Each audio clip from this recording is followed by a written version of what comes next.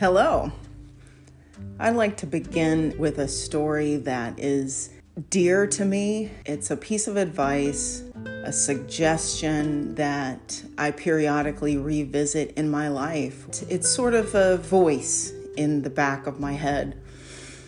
Many years ago, when I was maybe very new in my sobriety journey, I had coincidentally stopped drinking and stopped eating ice cream at the same time. As a side note, I have a love affair with ice cream. It is one of my favorite pastimes is consuming ice cream. And I happened to mention to my mother that I just stopped eating ice cream at the same time as stopped drinking. I thought, how weird is that? I'm pretty sure that's the way I put it to her. And she said, when the shit hits the fan, eat the ice cream. I have taken that to heart over the years. After the business of her passing was complete, I ate the ice cream. So today, that was, my mother passed in 2014. I still pull that out today and I still kind of play with it, so to speak. I liken that suggestion to let yourself off the hook. Give yourself some grace. Return to what brings you joy, even if it's fattening, even if it's, it costs money, whatever it is. Return to a place where things are not as complicated as often as possible, as healthily as possible. Eating the ice cream will periodically pop up in my life when I'm in sort of an emotional crisis. This is all a perception. When I say emotional crisis, I do not mean necessarily a mental health crisis. It's my problems have piled up on me and become astonishingly difficult to solve. In a 24-hour period, I can be fine. Something will happen, usually involves another person. And then all of a sudden, I got problems. The nihilist in me, this is the end of the world, this is terrible, negative Nelly, all that sort of stuff. What happens for me is I find myself needing to take a breath, sit down, and review my conduct. How did I get here? Where was I? Where do I want to go? A lot of this stuff is existential, but it's a lot physical too. I am the architect of my own demise, so to speak. But the opposite can be true as well. I am the architect of my own success. Now, being a person who has a spiritual life, and by spiritual, I do not mean religious. I just mean that I believe in a power greater than me, to whom I can take these problems, listen to the response, and see what happens. Just simply put one foot in front of the other, play an active part in my life instead of feeling or falling victim, perceivably, to another person or a circumstance. And I have found that by acknowledging that I'm always in transition, which I hope to be the major focus of this podcast, is to discuss the topic of transition and how it manifests in our daily lives. How often realizing I'm being prepared for something else comes up. I am a single and childless individual. So as long as I don't involve other people in my life, I'm usually okay. Mm-hmm. And that sounds terrible. It sounds terrible to say that. But day to day, the fewer people I allow in, the less I'm affected. However, I firmly believe that my life would be lacking if I didn't involve others, if I didn't have commitments to my community, if I didn't have income streams, so work, something to keep my brain active and growing. The pursuit of growth for me has involved challenging myself time and time again to not only just simply get out of my comfort zone, it's about addressing some really deep-seated things within myself. And being a person who has practiced the recovery from alcoholism, I review my conduct on a fairly regular basis. And so getting real with myself and then verbalizing that with another person is not hard for me. I'm very practiced in that. When it became abundantly clear that I needed to become a sober person, I was blessed with the bringing down of all the walls. So laying myself bare, being honest at the drop of a hat with another person, not just internally, but expressing my truth in the moment comes easily for me. And the longer I live, I can actually understand why it's not as easy for other people. Even though it's a great fit for me, some people come by hard concepts piecemeal. So I try to give other people grace that I was given when I was at a really raw period in my life. I go through those periods time and time again, and we all do. The more I talk to people, the more I realize how the same we are. How I choose to present makes space for other people to be who they are with me in that moment. Humility is really one of the pillars of my life now, because unfortunately, I have a tremendous ego.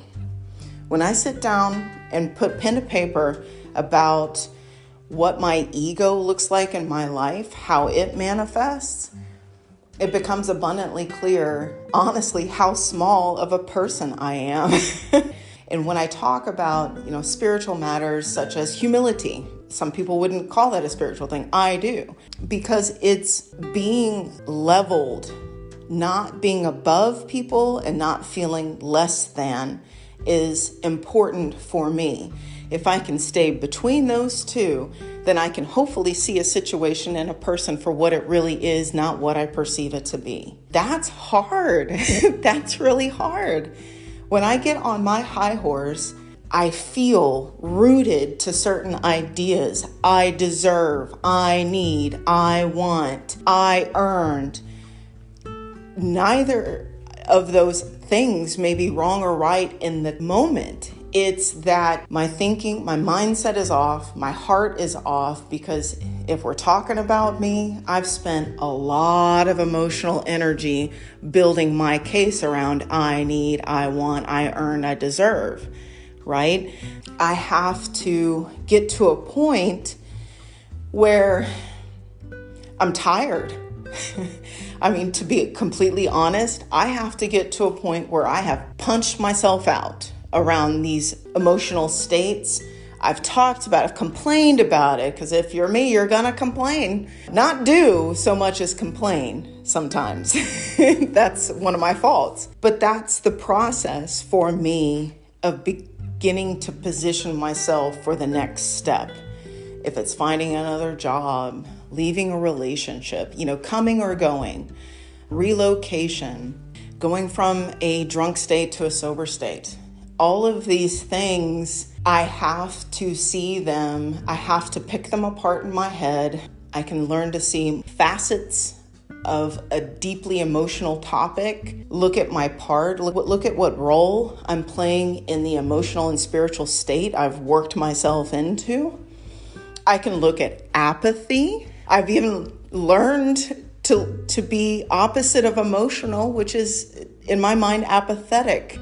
And that also is not a place I like to be. I have chosen to accept myself in my mid-40s for exactly who I am, warts and all.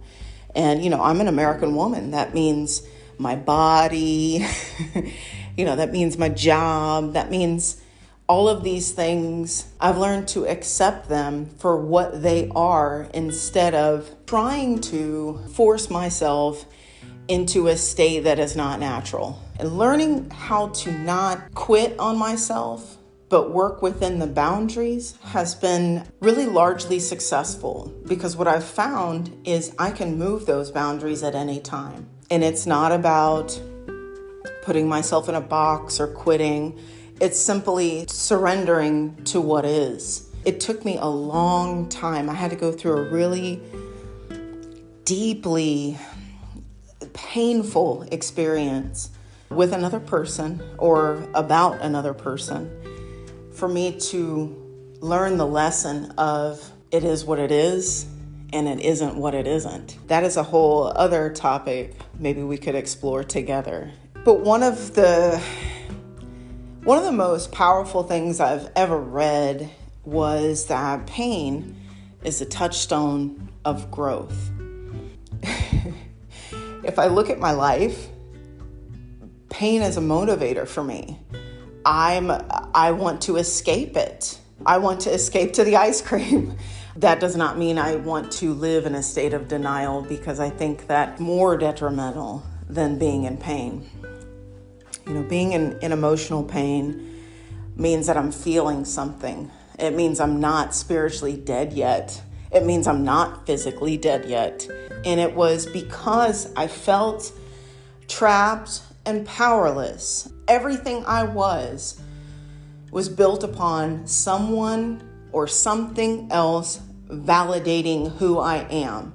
I need someone to tell me, you're okay, you're sexy, you're beautiful, you're worthy in some way, for me to say, okay, I'm good enough today. I feel like this is so common with women in particular, because we're coming from a state of behind men, secondary, the fair sex. And there is so much within each and every body, all of our souls, regardless of race, gender, whatever. There's so much that's left unsaid, unexpressed, points of view where the voices are a little quieter, but they exist. It's my aim to get a conversation going about the things we don't talk about as much. I love that mental health has been destigmatized to a much greater extent than it used to be. I love that addiction and recovery from addiction has been destigmatized. I mean, it's wonderful. We're having conversations that did not used to exist.